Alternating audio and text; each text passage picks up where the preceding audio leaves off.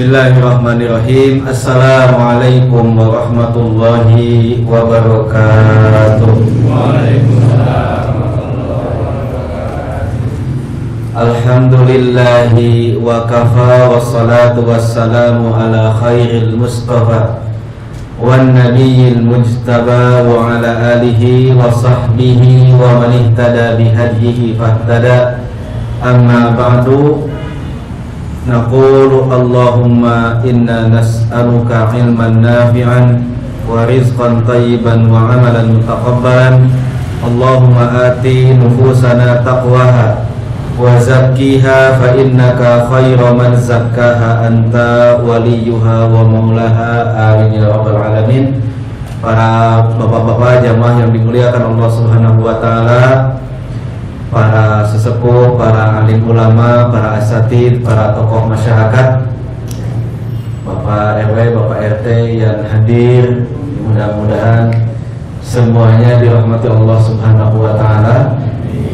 Mudah-mudahan semuanya diberkahi Allah Subhanahu wa taala, dan insyaallah kita akan terus berjalan di atas manhaj ini sampai kita dipanggil oleh Allah Subhanahu wa taala.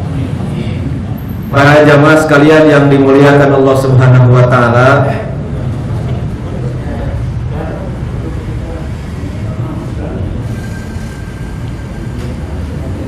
saya bahagia sekali pada malam hari ini bisa berjumpa dengan orang-orang salih. Mudah-mudahan saya ketularan salihnya.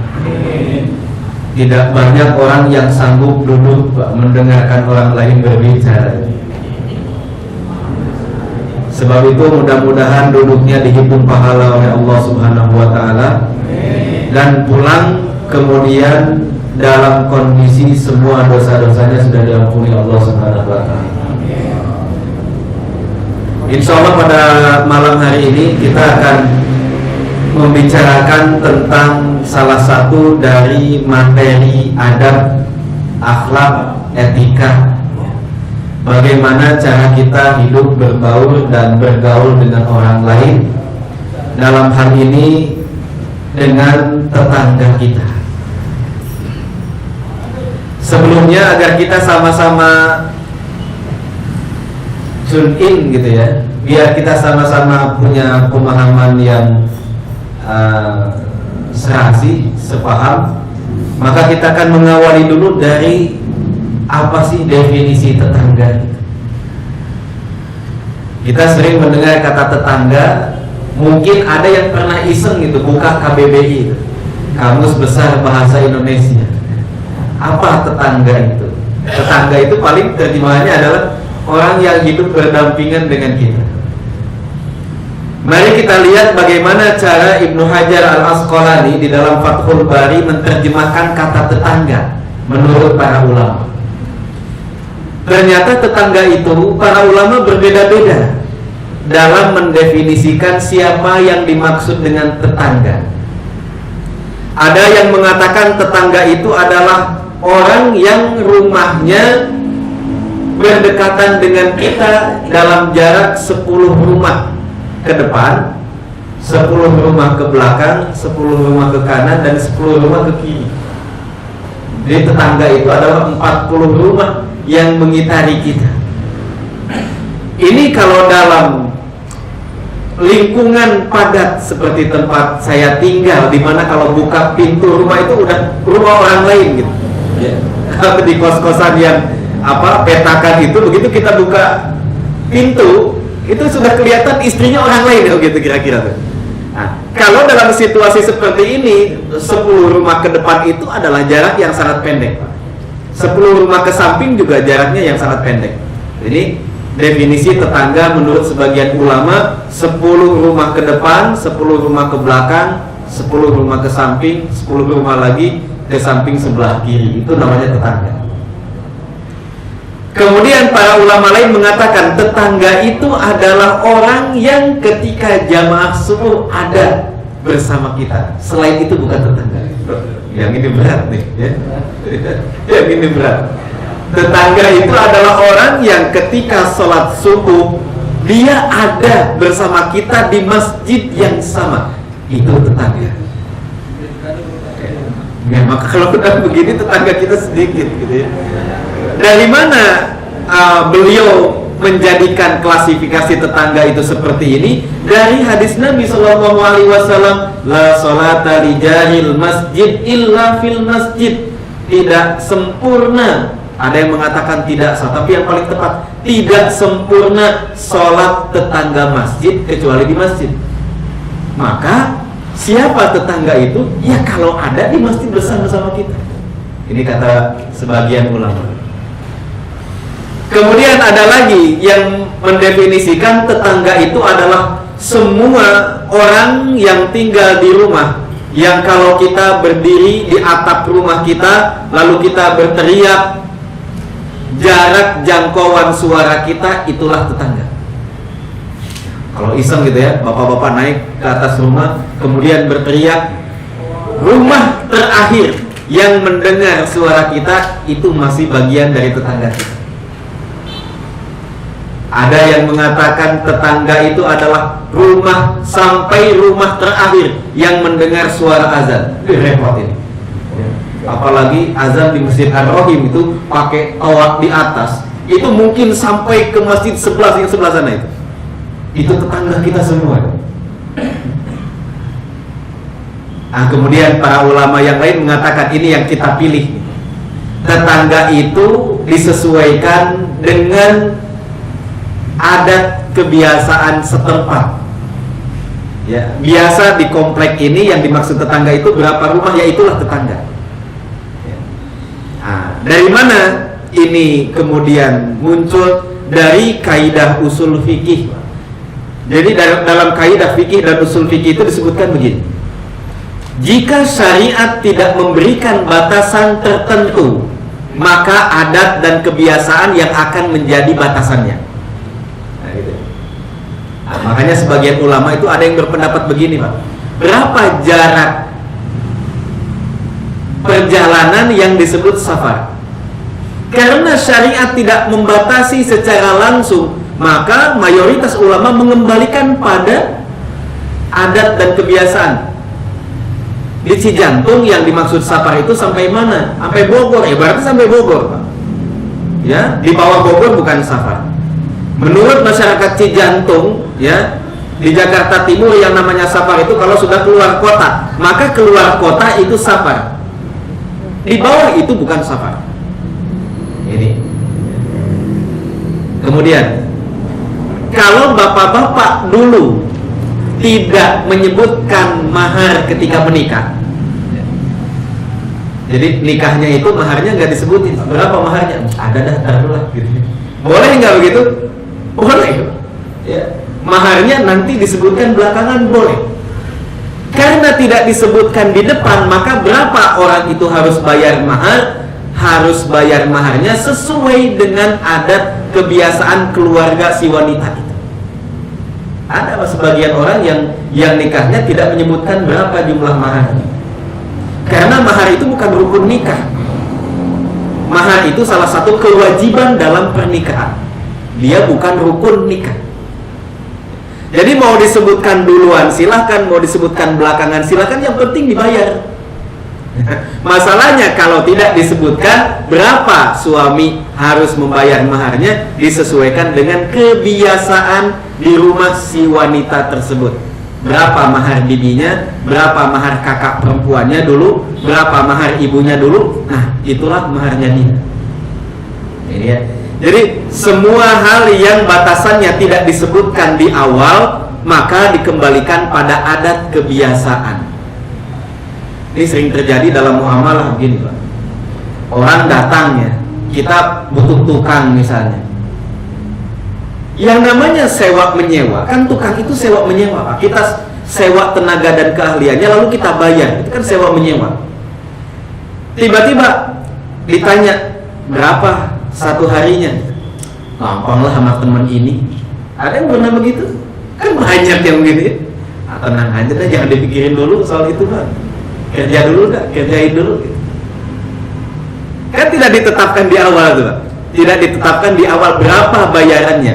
Maka bayarannya nanti disesuaikan dengan adat kebiasaan yang berlaku. Berapa satu hari tukang? tidak boleh lebih rendah daripada itu. Cara menentukan sesuatu yang tidak dibatasi syariat.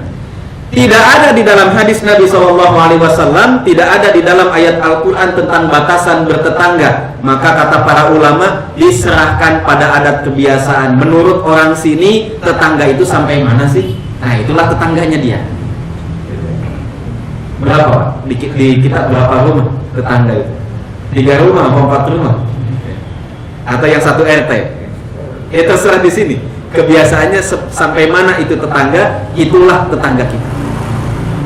Kenapa ini penting? Karena nanti akan terkait dengan hak kewajiban yang sangat penting tentang bertetangga ini. Apa saja hak dan kewajibannya? Macam-macam tergantung jenis tetangganya. Karena tetangga itu ada macam-macamnya.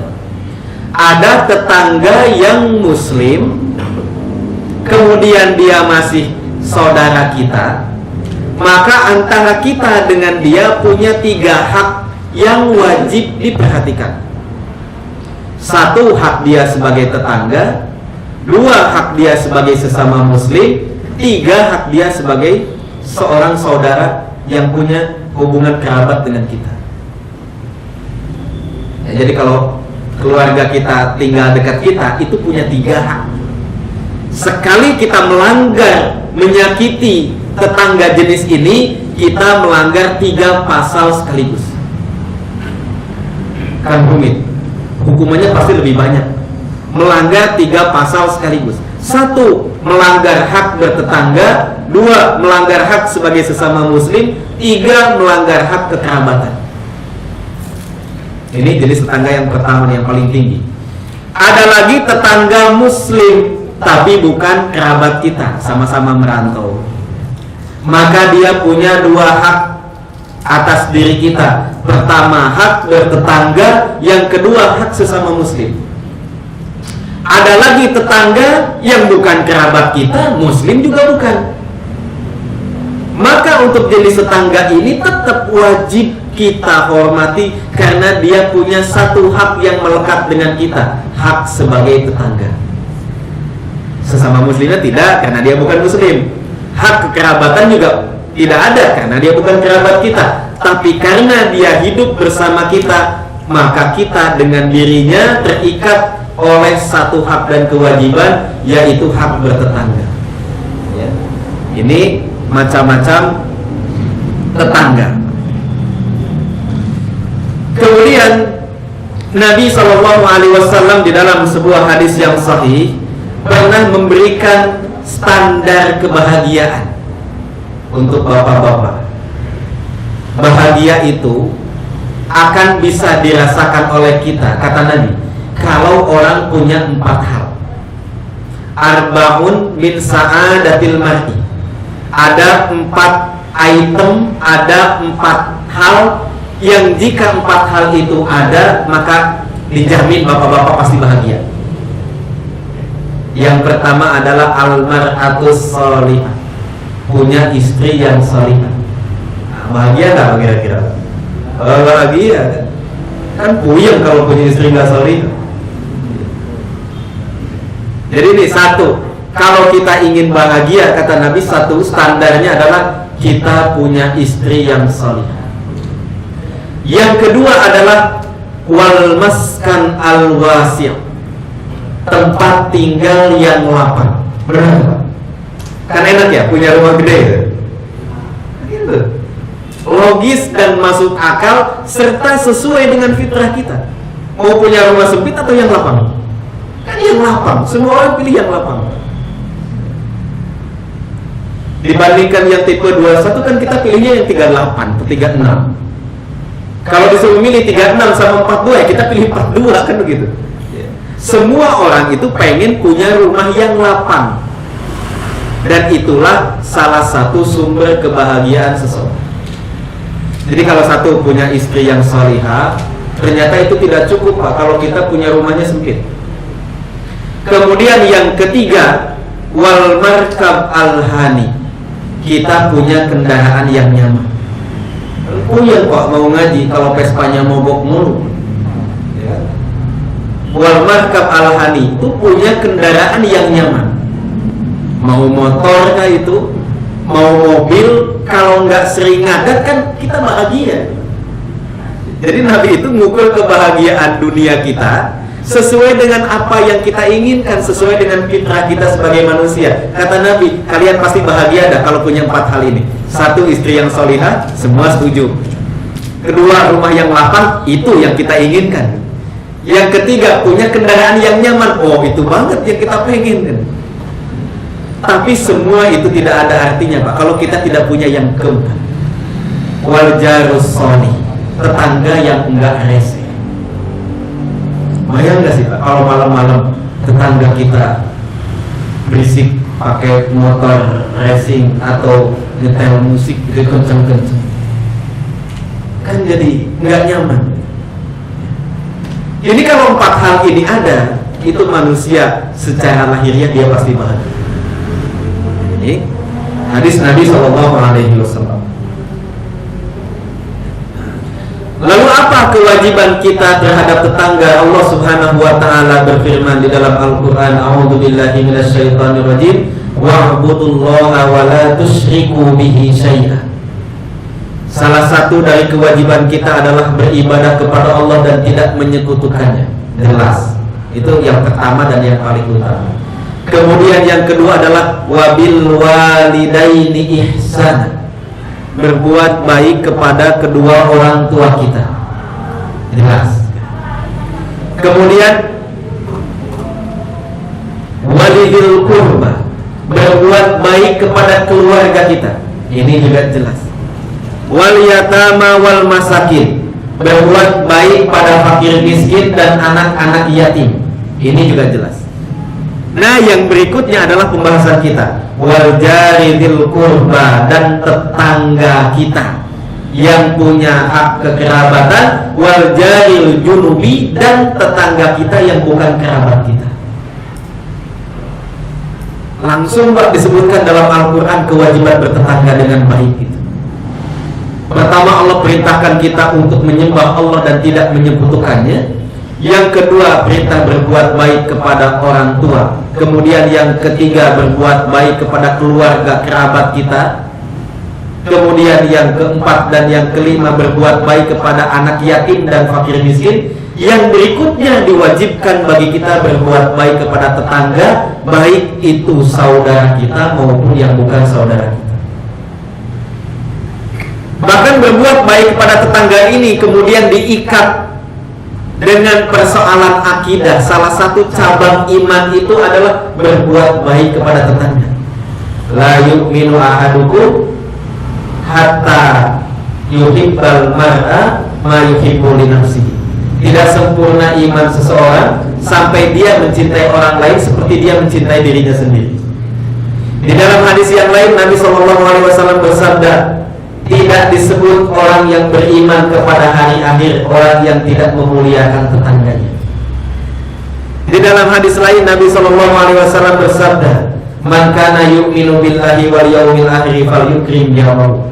Barang siapa yang mengaku dirinya beriman kepada Allah, beriman kepada hari akhir, maka dia wajib memuliakan tetangganya. Maka jangan heran Pak, kalau nanti para ulama bersepakat bahwa berbuat baik kepada tetangga itu hukumnya wajib, menyakiti tetangga itu hukumnya dosa, dan tidak ada satupun ulama yang mengatakan itu dosa kecil. Imam Az-Zahabi mengatakan para ulama merilis pendapat mereka bahwa menyakiti tetangga itu termasuk dosa besar, bukan dosa kecil. Luar biasa nih. Tiap hari kita bertetangga gitu. Maka kemudian saya pilih judul ini karena ternyata ketidakmampuan kita bertetangga dengan baik bisa jadi menjerumuskan kita pada dosa besar. Baik, lalu bagaimana caranya berbuat baik kepada tetangga? Ya kan banyak ya, insya Allah kita sudah paham semua. Dulu Nabi SAW itu punya tetangga. Tetangganya adalah orang Yahudi. Hadis ini hadis sahih. Beliau setiap kali menyembelih kambing selalu mengirimkan hadiah untuk tetangganya. Setelah beliau wafat, Abdullah bin Amr bin As radhiyallahu anhuma menyembelih kambing dan kemudian memberikannya kepada tetangga yang beragama Yahudi. Kemudian murid-muridnya bertanya, wah, ngapain kasih orang Yahudi sih? Agamanya aja beda dengan kita. Kemudian Abdullah bin Amr bin As mengatakan, demikianlah Nabi SAW melakukannya. Beliau setiap kali menyembelih kambing selalu memberikan bagian untuk orang Yahudi yang menjadi tetangga beliau. Jadi dari sini satu, cara berbuat baik kepada tetangga itu adalah dengan memberikan hadiah. Kalau zakat menjalan, ya, non muslim zakat tidak diperbolehkan. Tapi untuk bantuan sosial, kemudian daging kurban, daging akikah, itu boleh diberikan kepada tetangga kita meskipun dia tidak beragama Islam. Bahkan para ulama menganjurkan mereka mendapatkan bagian. Karena apa? Karena daging akikah dan daging kurban itu adalah daging yang berkah, yang mudah-mudahan keberkahan itu mendorong mereka untuk memeluk agama. Ini saya sebutin yang non muslim karena yang muslim jelas lebih dari ini gitu Pak. Ya, yang muslim jelas lebih wajib dari ini. Ini yang non muslim saja. Nabi setiap kali menyembelih kambing selalu memberikan bagian itu. Kemudian para sahabat setelahnya melakukan apa yang dilakukan oleh Nabi SAW. Sampai tadi Abdullah bin Amr bin As ditanya, kenapa engkau melakukan ini? Bukankah dia agamanya Yahudi? Beliau mengatakan, demikianlah Rasulullah SAW melakukan. Jadi satu, saling berbagi. Terutama setelah kita pulang dari safar, itu sangat dianjurkan. Cuma yang tidak safar jangan suka membebani, meskipun dengan bercanda gitu. Jangan lupa ya oleh-olehnya gitu. Itu bercanda Pak, tapi kadang-kadang sama orang yang safar itu suka kepikiran. Kepikiran gak kadang-kadang? Ada tetangga udah mention mulu ya, nyebut mulu ya, jangan lupa oleh-olehnya. Bercanda sih sebelumnya ya. Sebetulnya bercanda. Cuma kadang-kadang kepikiran juga tuh sama orang yang sedang safar itu. Umroh gitu, jangan lupa ya oleh-olehnya. Kepikiran lagi umroh itu. Kalau tetangga kita masa kagak dikasih. Bahkan gini Pak, sebenarnya ketika kita akan melakukan safar, kan suka ada walimatus safar. Sebenarnya lebih penting berkumpul dengan tetangga setelah safar ketimbang sebelum safar. Ya? Jadi kalau kita itu mengadakan kumpulan sebelum kita safar, ya silahkan, mangga. Cuma kadang-kadang kita lupa setelah safar nggak ada kumpul lagi. Gitu kan? Gitu ya? Iya. Padahal yang paling dianjurkan oleh Rasulullah SAW adalah membuat walimah pasca safar, bukan sebelum safar. Meskipun tidak ada halangannya kalau bapak-bapak pengen walimah sebelum safar, minta didoakan dan lain sebagainya. Tapi justru paling penting adalah pulang dari safar, bapak-bapak bikin walimah lagi, motong kambing lagi gitu, atau motong sapi lagi, diundang tetangga-tetangganya, kemudian diberikan buah tangan dan lain sebagainya. Ini salah satu cara berbuat baik kepada tetangga. Kemudian yang kedua, kalau tadi posisinya kita memberi kepada orang lain, sekarang posisi kita ketika menerima pemberian orang lain. Salah satu cara berbuat baik kepada tetangga adalah dengan tidak meremehkan pemberian mereka. Kadang-kadang kan ada tetangga suka ngirim barang yang sebetulnya kita nggak perlu gitu. Atau kadang-kadang ngirim makanan yang sebenarnya kalau kita lihat ini apa sih gitu ya, ini orang serius apa enggak sih ngasih makanan. Maka kemudian Nabi SAW bersabda kepada para sahabat, terutama kepada ibu-ibu sebetulnya, ya nisa al-muslimat, wahai kaum muslimat, la tahkiranna jaratun min jawariha, Jangan sampai ada tetangga yang meremehkan tetangga yang lain. Walau bifirsi nasatin, hanya gara-gara tetangganya ngirim kaki kambing atau kaki sapi yang sudah tidak ada dagingnya, tinggal tulangnya aja sama kuah, ya. Begitu dilihat, mana dagingnya ini? Ya, ini kikil tapi tinggal tulangnya aja. Kadang-kadang sama kaum perempuan itu dikomentari. Ya kalau nggak serius mah nggak usah ngasih kan. Kalau bapak-bapak mah enggak. Jadi kalau ibu-ibu sering dikomentari kalau gitu. Maka kemudian Nabi SAW memberikan arahan kepada ibu-ibu khususnya. Ketika tetangga kita melakukan kebaikan, jangan sampai ada kebaikan yang kemudian diremehkan. Diterima dengan tangan yang terbuka seolah-olah kita betul-betul membutuhkan hal itu. Masya Allah, makasih banget ya, kebetulan kita ini udah ada lauk tapi nggak ada kuahnya. Bapaknya itu kalau nggak ada kuahnya makanya suka malas gitu. Jadi ketika kita dapat makanan yang cuma kuah sama tulang gitu kan, jadi kita sampaikan saja seperti itu. Kebetulan banget tuh. Kenapa? Kita sih udah ada lauk sebetulnya. Cuma itu anak-anak kalau nggak ada kuahnya, kalau nggak ada airnya, makannya kurang semangat. Jadi pas banget ini datang airnya doang gitu. Jadi orang memberi, kemudian dia merasa pemberiannya diterima, merasa dirinya hidup dan berharga di tengah masyarakat. Itulah yang akan membuat masyarakat itu solid. Jadi Nabi itu pengen memberikan pesan seperti ini dalam bermasyarakat. Jangan sampai ada orang yang tampil sendiri kemudian menafikan peran orang lain. Kenapa? Karena orang itu kalau merasa di lingkungan masyarakatnya tidak punya peran, dia kan nggak akan betah. Dia nggak akan bergaul, dia nggak akan pede ketemu bapak-bapak, karena merasa dirinya nggak ada gunanya ada di masyarakat ini. Coba kalau pemberiannya kita hargai, ya ngasih ke masjid tapi cuma beli air minum kemasan 5.000 perak 10 biji. Kalau itu kemudian kita buat seolah-olah ini adalah pemberian yang sangat berharga, loh pas banget Pak, itu lagi kurang 10 biji nih, ya, pas banget Bapak datang gitu. Dia merasa dirinya punya peran di sini. Dia merasa dirinya ada nilainya dalam kumpulan masyarakat ini. Itulah yang akan membuat dia mencintai kita. Itulah yang akan membuat dia semakin bersemangat berbuat baik di lingkungan kita. Nah, ini rahasianya Rasulullah SAW.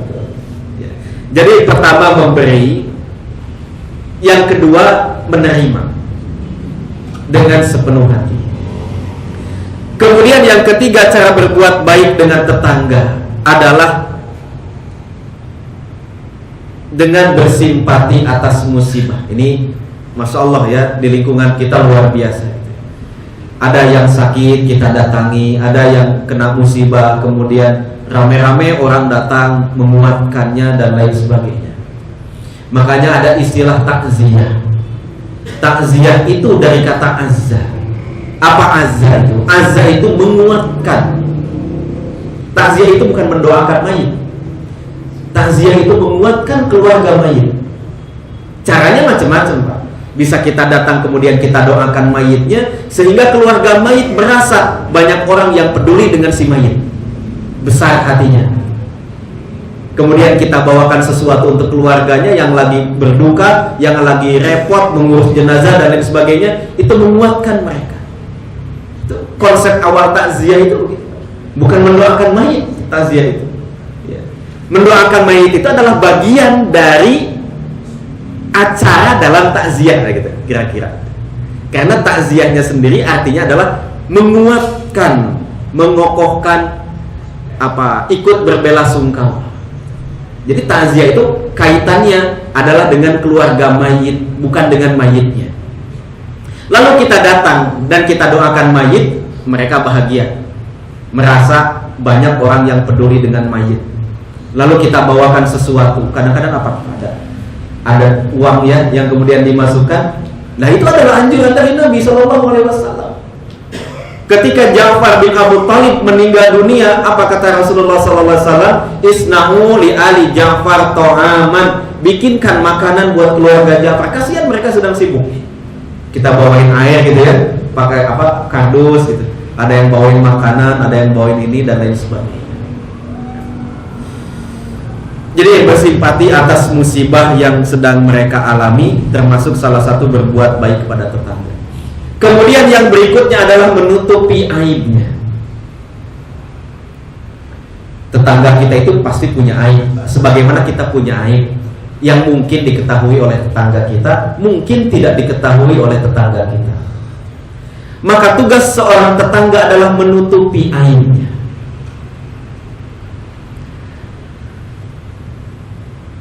Kata para ulama, demi Allah tidak ada pencuri yang paling buruk kecuali orang yang mencuri kehormatan orang lain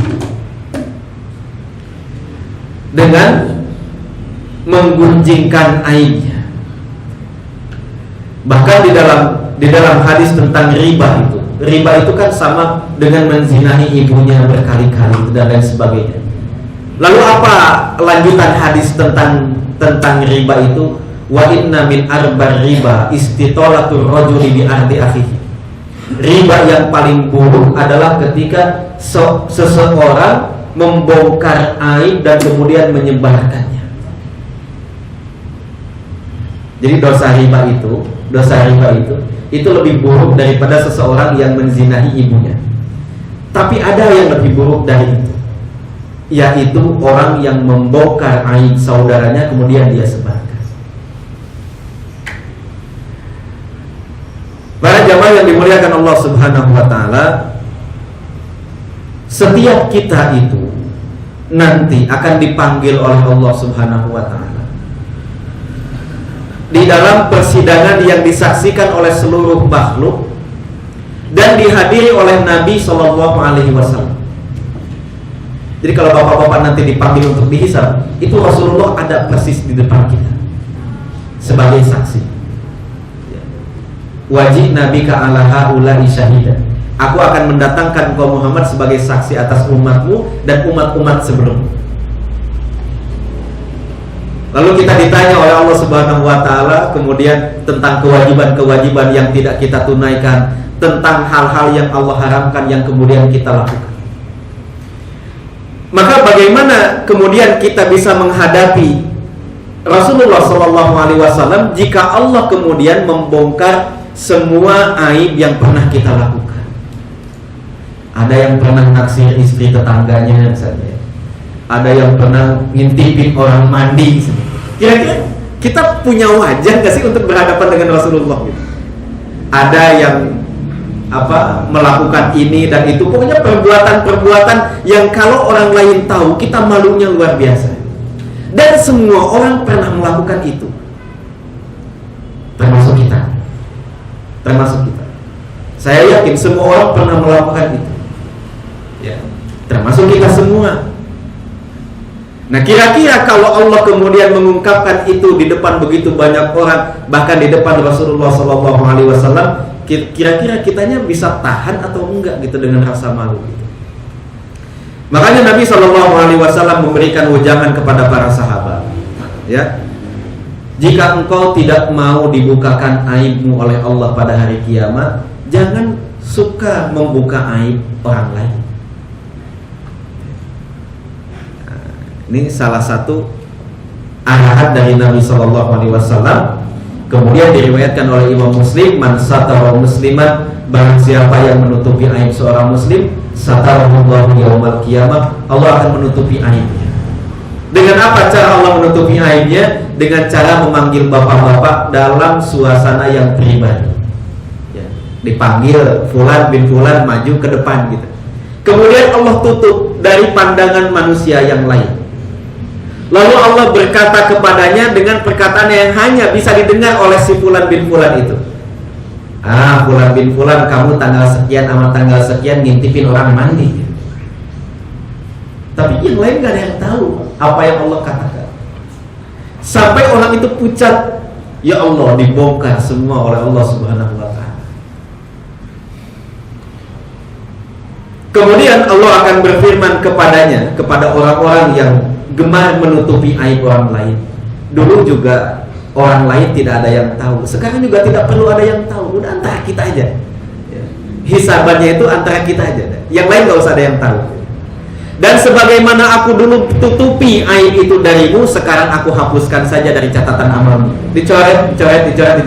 Dah, yang tersisa tinggal kebaikannya saja. Yang tersisa tinggal kebaikan. Ya. Dan akhlak ini sulit ditemukan di era media sosial seperti sekarang. Ya. Saya kadang-kadang sendiri kalau lihat grup-grup WA itu, ya, kok banyak isinya yang menceritakan aib tentang orang lain, yang menceritakan keburukan orang lain, yang kadang-kadang tidak sumbernya juga tidak begitu jelas dan tidak begitu bisa dipercaya. Ya Allah, apalagi kalau udah musim pilpres, udah itulah seliburan dari yang A ini, yang B itu apa aja salah tuh kalau udah. Ya, berita sekecil apapun kemudian diupload dan lain sebagainya. Ya.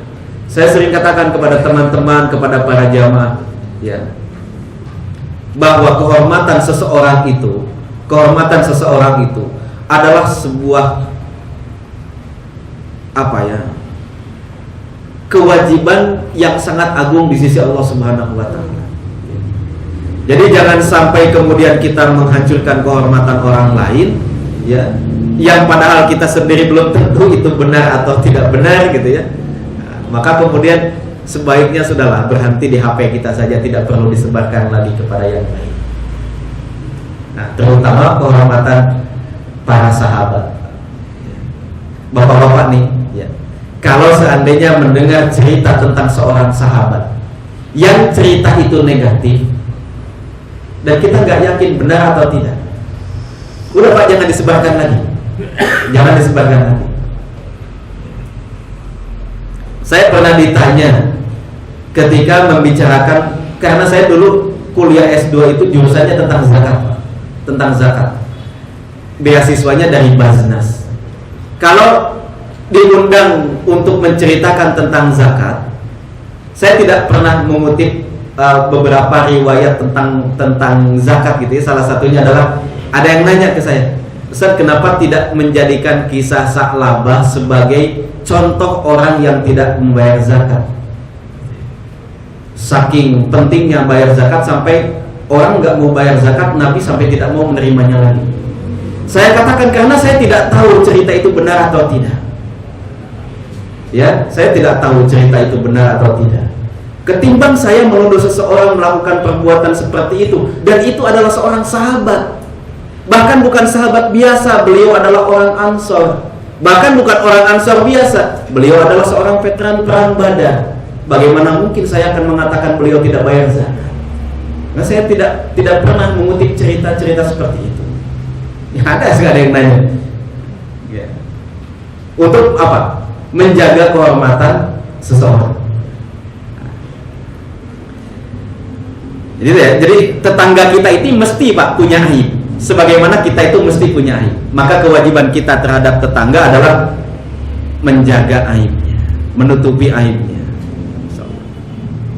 Kemudian yang ringan adalah menjumpai mereka dengan muka yang cerah. Ya, meskipun cicilan kita belum kebayar, kalau ketemu tetangga masih senyum aja gitu. Ya. Jangan sampai kelihatan itu wajah-wajah belum bayar cicilan atau belum bayar kontrakannya. Ini yang disarankan oleh Nabi dan para sahabat. Ya. Kalau bisa, kata Nabi, kalian bersedekah setiap hari. Kalau nggak bisa, ya Rasulullah, gimana? Walau antal wa'akhaka biwajhin talqin.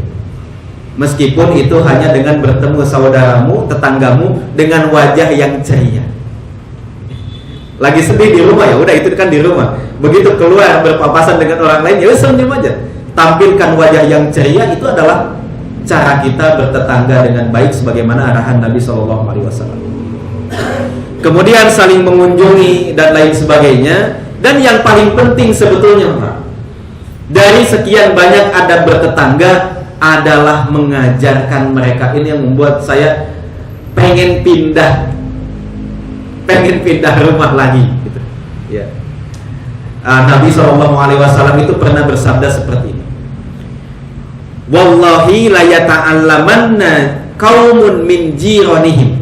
Demi Allah, seorang tetangga wajib belajar ilmu agama dari tetangganya. Wala yu'allimanna qaumun jiranahum. Sebaliknya, orang yang mengerti ilmu agama wajib memberikan pelajaran ilmu agama kepada tetangganya. Hukumnya wajib. Aulau ajilannahum uqubatan fid dunya. Atau pilihan yang ketiga, kalau tetangga tidak mau belajar kepada tetangganya yang alim, tetangganya yang alim tidak mau mengajarkan tetangganya yang jahil, aulau ajilannahum uqubatan fid dunya. Atau mau pilih yang ketiga, aku akan segerakan azabnya di dunia. Dan kalau baca hadis ini, saya pengen pindah lagi, ya, pindah lagi ke tempat di mana saya sering ngajar, biar tidak terkena dengan hadis yang ini. Orang saya sering ngajar di masjid, tetangganya juga ada jamaah masjid. Saya bahkan kalau di rumah saya kan nggak aktif di masjid, nggak pernah ada yang ngundang juga gitu di masjid samping-samping rumah saya. Saya hanya jamaah sholat 5 waktu biasa. Sebetulnya bukan pengen diundang, bukan pengen kemudian mengajar mereka biar kita disebut sebagai ustadz dan lain sebagainya. Karena saya kalau baca hadis ini, saya berpikir, ini jangan-jangan saya gitu, ya. 1, 2 mengerti tentang persoalan agama yang tidak dipahami oleh tetangga-tetangga kita, tapi saya tidak sanggup mengajar tetangga-tetangga saya. Saya pengen pindah ke sini aja yang dekat Ar-Rahim aja, ya. Biar kalau ditanya udah ngajarin tetangganya apa belum, udah di masjid. Ya. Salah jamaahnya kalau nggak pergi ke masjid. Ya. Kalau di sana kan saya nggak di masjid, Pak. Saya nggak aktif di masjid, saya nggak ngajar di masjid, saya hanya jamaah biasa. Mau ngajak tetangga, gimana Pak ya kalau kita ngajak tetangga, Pak ayo ngaji di rumah saya, apa gimana caranya, saya juga tidak tahu. Yang mungkin bisa dilakukan adalah mengundang anak-anak mereka untuk ngaji di rumah. Ayo ngaji di rumah saya, anak-anaknya. Ini yang baru bisa dilakukan. Kadang-kadang ngeri juga dengan hadis-hadis seperti ini. Pilihannya tetangga belajar dari tetangganya, atau tetangga ngajarin tetangganya, atau yang ketiga Allah akan menyegerakan hukumannya di dunia. Hadirin yang dimuliakan Allah Subhanahu wa taala, ini adalah sebagian dari hak-hak bertetangga. Kemudian gimana kalau seandainya kita punya tetangga yang enggak baik? Karena mungkin tetangga kita tuh enggak semua tetangganya tetangga yang baik gitu ya. Ada juga yang jahil, ada juga yang sentimen. Pernah saya juga punya tetangga yang begitu. Apa yang harus dilakukan ketika kita punya tetangga yang tidak menyenangkan?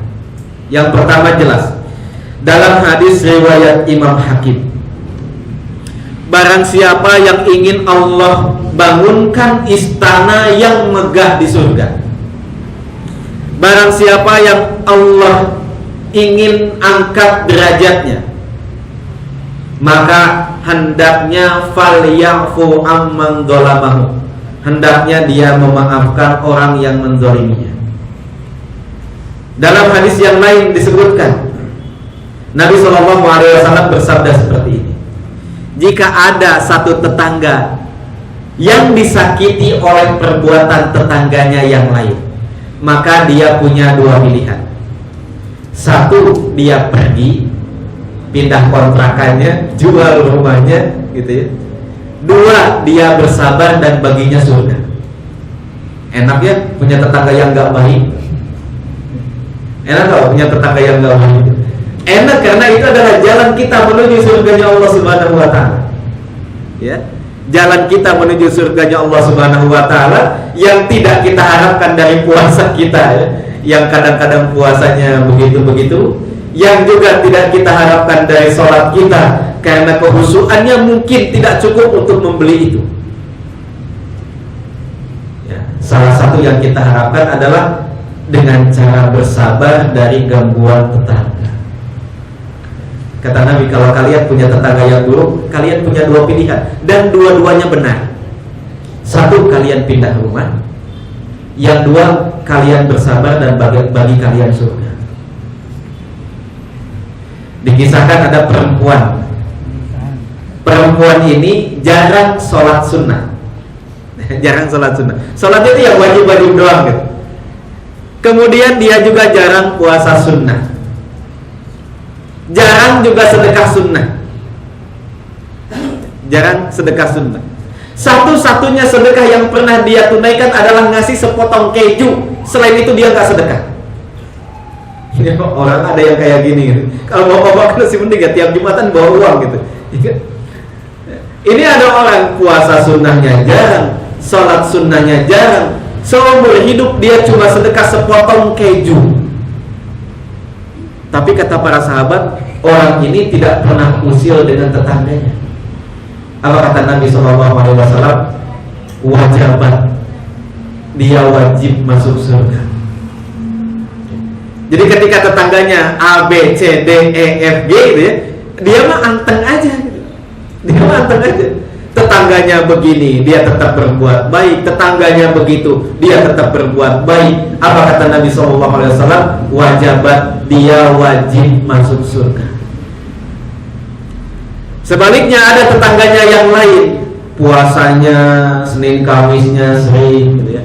Sholat sunnahnya juga banyak, sedekahnya juga rajin, tapi lisannya terhadap tetangga tidak terkontrol. Apa kata Nabi? Wajabat, dia wajib masuk neraka. Dia wajib masuk neraka. Jadi materi ini saya bingkai dalam judul besar Jalan-Jalan Menuju Surga ya.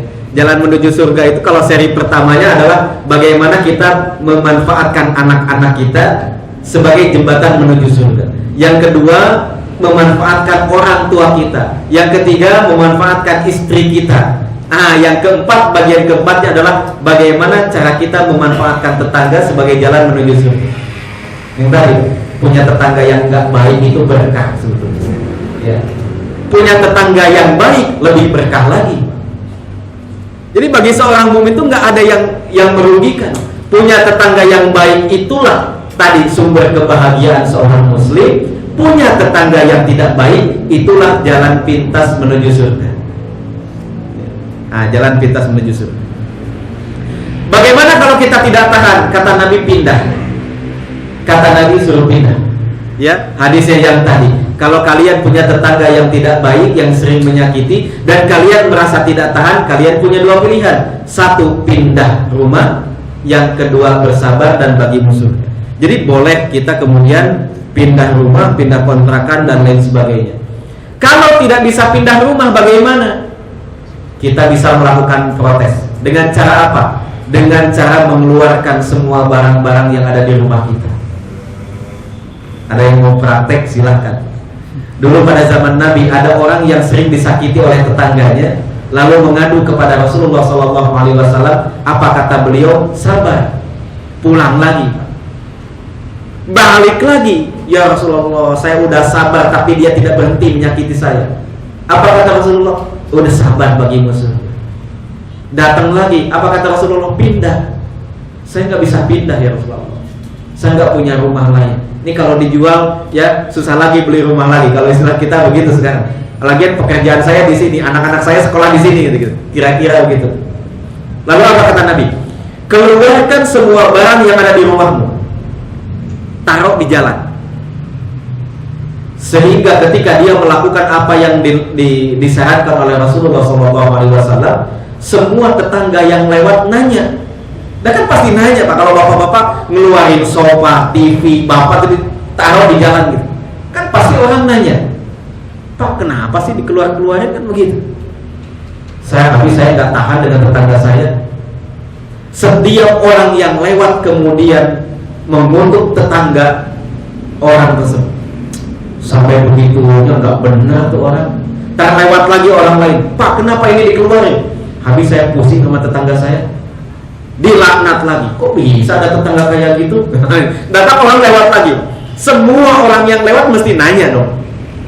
Sampai akhirnya tetangga itu tidak tahan dengan umpatan-umpatan, dengan laknatan-laknatan setiap orang yang lewat. Akhirnya dia kemudian datang dan dan meminta, ya udahlah, tolong masukin lagi deh barang-barang punya kamu, mulai dari sekarang saya tidak akan nakal lagi. Ini pernah terjadi pada zaman Nabi SAW. Ya. Baik hadirin yang dimuliakan Allah Subhanahu Wa Taala, mungkin ini yang bisa saya sampaikan. Selain tentu saja nanti berdoa kepada Allah Subhanahu Wa Taala. Ya, doanya sederhana. Allahumma inni a'udzubika min jaris su'i. Ya Allah, aku berlindung kepadamu dari tetangga yang buruk. Siapa tetangga yang buruk? Tetangga yang ada di dunia dan tetangga yang nanti akan ada di alam kubur. Kalau tetangga dunia paling cuma sampai kita meninggal dunia, Pak. Ya, berapa lama kita akan bertetangga? Mungkin ada yang 20 tahun, ada yang 30 tahun. Paling lama sampai kita wafat atau sampai dia wafat. Yang paling mengerikan adalah tetangga yang buruk di alam kubur. Ketika bapak-bapak cuma punya dia doang tetangganya, amal buruk kita, yang kemudian jadi tetangga kita yang menemani kita siang dan malam, dalam bentuk yang sangat menyeramkan, dengan bau yang sangat menjijikan. Dan itu tiap detik ada di samping kita. Itu tetangga yang paling buruk. Dibandingin tetangga-tetangga yang lain, dia adalah tetangga yang paling buruk. Baik, barakallahu fikum, ini yang bisa saya sampaikan. Jika ada hal-hal yang perlu kita diskusikan silahkan. Ya, masih ada waktu berapa menit? 5 menit lagi, 10 menit lagi. Baik, terima kasih Pak Ustadz. Baik jamaah sekalian, barangkali ada pertanyaan pendalaman tentang adab dan akhlak bertetangga bagi kita orang muslim dan sebagai manusia sosial. Baik, silakan kalau ada yang bertanya, masih ada waktu 10 menit ke depan. Silakan, ada jamaah yang ingin bertanya.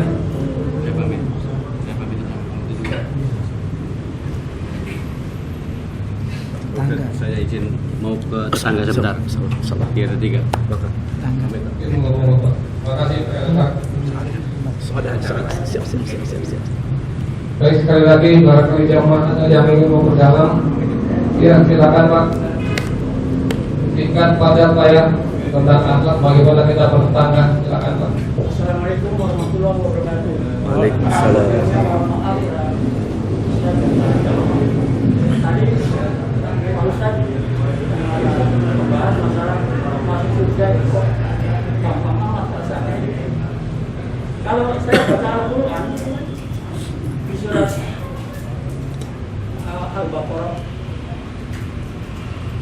kalau nggak salah 114, Allah berfirman, "Am-hasibtum an tadkhulul jannah wa lam ya'tikum mathalul ladzina khalu min qablikum masatumul basu wa darul jinni wa qatal rusul wa ladzina amanu maka atur diri." Apa akan mengira bahwa akan masuk surga? Jangan belum datang pada ujian sebagaimana orang-orang terdahulu sebelum kamu. Yang timpa malapetaka dengan kesengsaraan di dunia macam-macam ya. Hingga Allah sudah menerima kita. Ya,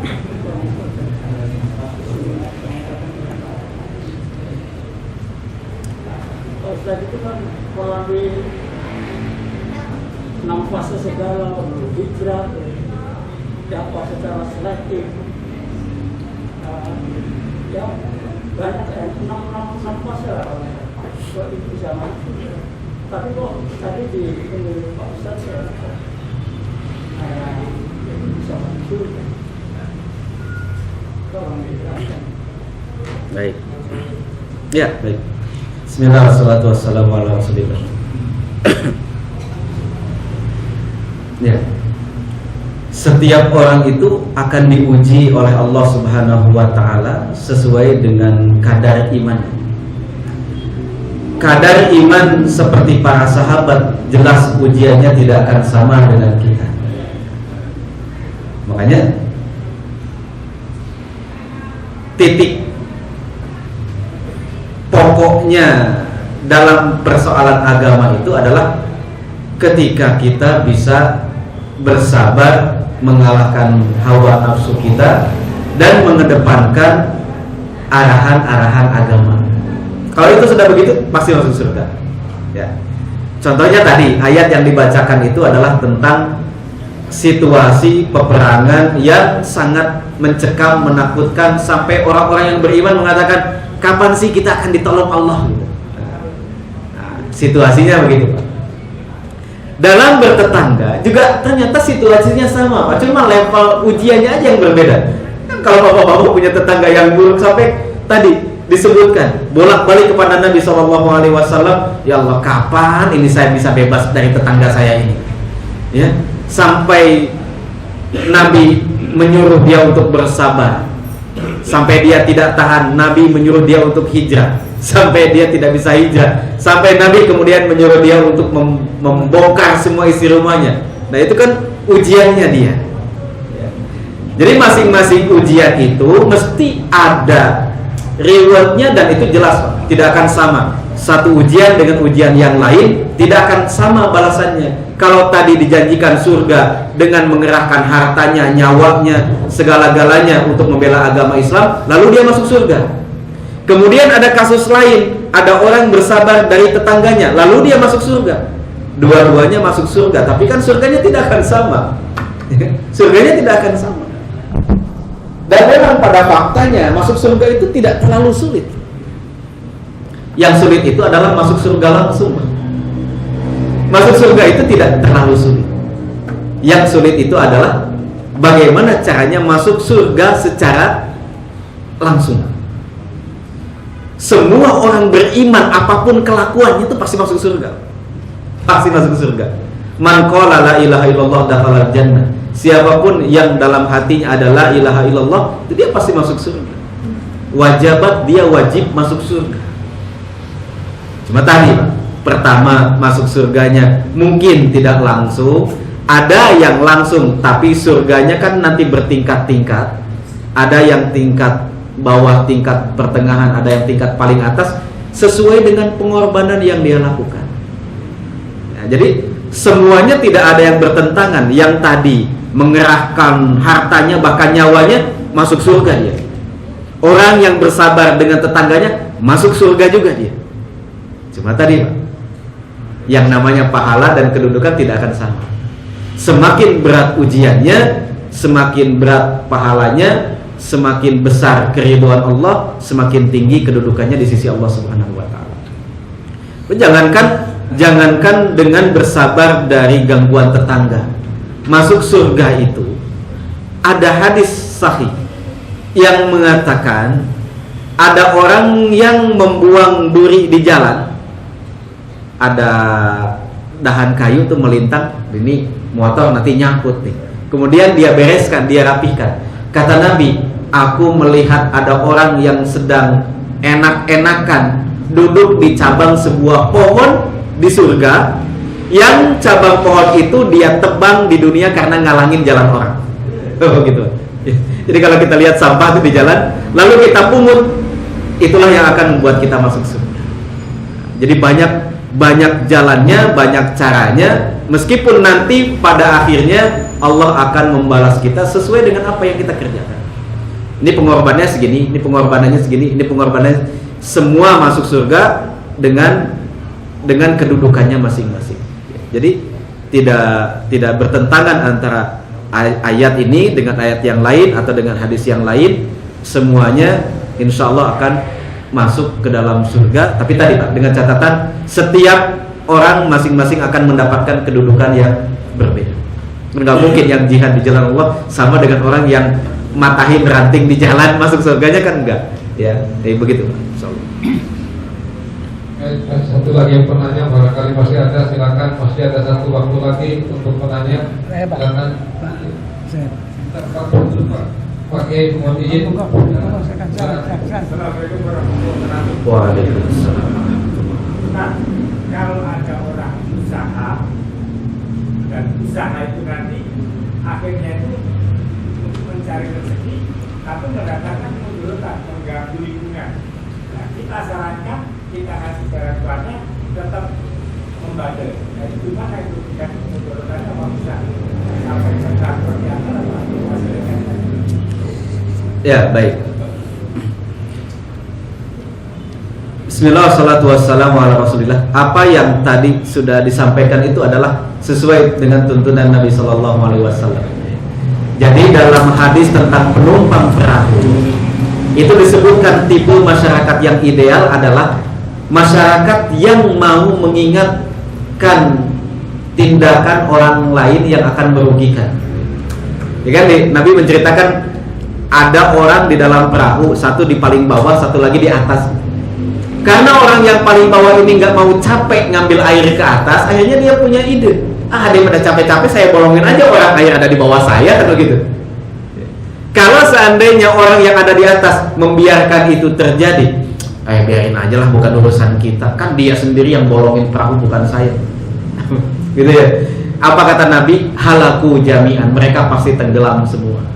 Nah, ini salah satu adab bermasyarakat adalah tadi yang Bapak sampaikan, ketika ada sesuatu yang merugikan lingkungan gitu ya, atau merugikan seseorang, kemudian diberikan nasihat bahwa itu merugikan orang banyak dan lain sebagainya. Ini tracknya sudah benar.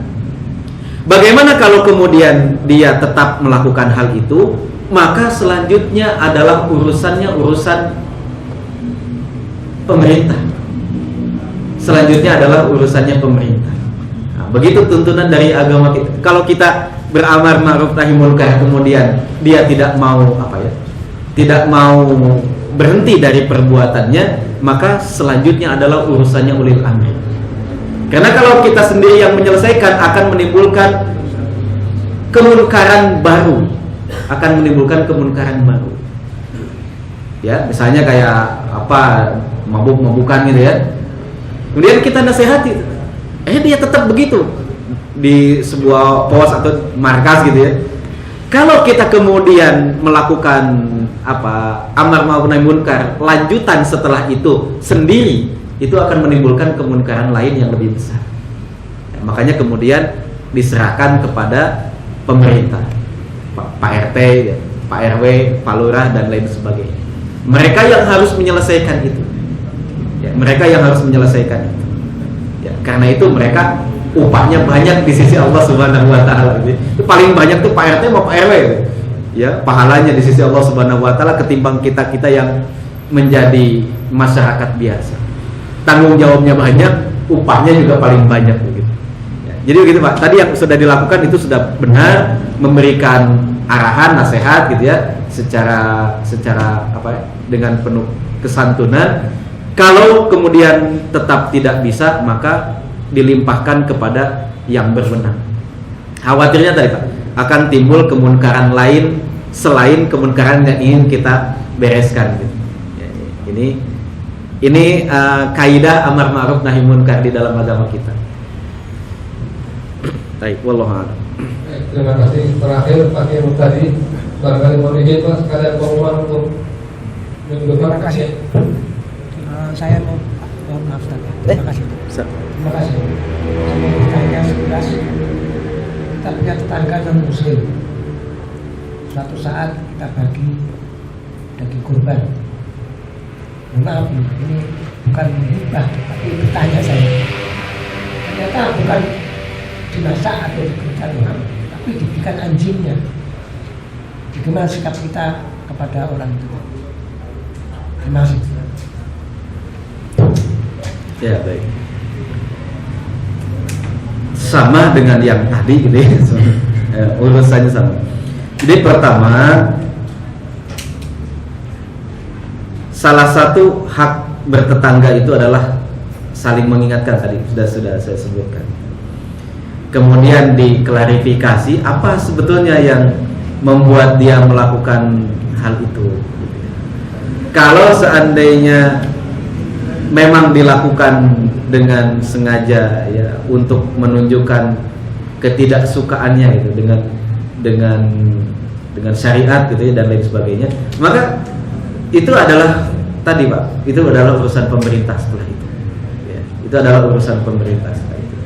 Jika dia tidak tahu, maka kita kasih tahu bahwa ini adalah daging yang insya Allah berkah gitu ya, yang bisa dikonsumsi dan lain sebagainya. Nah, sehingga kita minta kepada beliau-beliau ini untuk bisa menghormati bagian dari syiar agama kita ini. Nah, kalau tetap begitu ya besok jangan dikasih lagi, Pak. Besok jangan dikasih lagi ya. Nah, atau bapak-bapak kasih dalam bentuk mata. Di kita jarang ya daging kurban diberikan dalam bentuk matang. Padahal sesekali boleh saja kemudian dibagikan dalam bentuk matang. Kasih aja gulainya atau kasih aja sopnya dan lain sebagainya. Kalau itu masih diberikan lagi pasti akan dikasih lagi. Ya. Itu Pak ya. Jadi selanjutnya itu memang urusan-urusan sengketa dengan masyarakat itu paling banyak memang harus melibatkan aparat ulil amri untuk menghindari perselisihan, untuk menghindari fitnah dan lain sebagainya.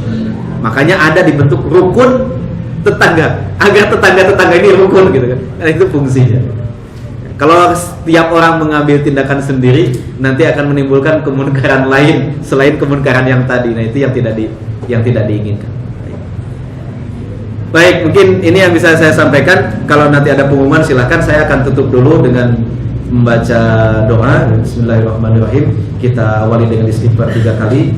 Astaghfirullahaladzim, astaghfirullahaladzim, astaghfirullahaladzim. Allahumma salli wa sallim wa barik ala sayyidina Muhammadin wa ala alihi wa sahbihi wa sallim. Walhamdulillahi rabbil alamin. Allahumma ighfir lil muslimina wal muslimat wal mu'minina wal mu'minat al ahya'i minhum wal amwat innaka antas sami'un qarib mujibud da'wat ya qadiyal hajat. Rabbana hab lana min azwajina wa dhurriyyatina qurrata a'yun waj'alna lil muttaqina imama waj'alna lil muttaqina imama waj'alna lil muttaqina imama. Rabbana atina fid dunya hasanah wa fil akhirati hasanah wa qina adzabannar. Wa sallallahu ala sayyidina Muhammadin wa ala alihi wa sahbihi wa sallam. Walhamdulillahi rabbil alamin. Assalamualaikum warahmatullahi wabarakatuh. Terima kasih Ustaz.